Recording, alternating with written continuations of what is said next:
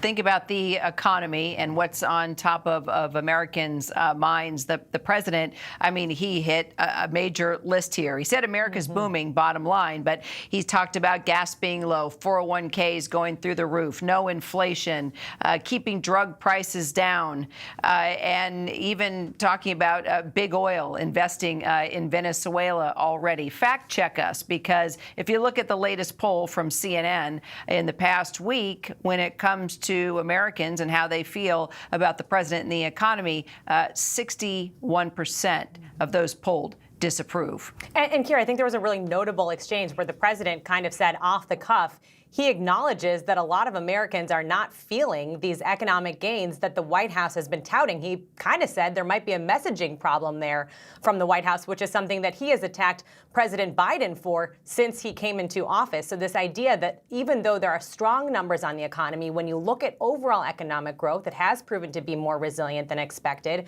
We've seen gas prices at recent lows, which is something the president clearly wanted to talk about there. But then you do have this problem of persistently high prices. And the president is talking about inflation being gone. That is not at all what the data has shown. We have seen inflation come off of those highs from a couple of years ago. He said that it was higher than it's ever been under President Biden. That's not true. We saw higher inflation in the 1980s, but there is no doubt about it. Inflation at 2.7% today is better than it was the 9% rate under President Biden. But Kira, that doesn't change the fact that so many households are still feeling those price increases, especially for day-to-day costs. When you think about bills, childcare, groceries, those places where people have noticed prices going up, and they still are going up, even if it's at not quite as fast of a pace. That's something that the president kind of acknowledged, even in questions from reporters, too.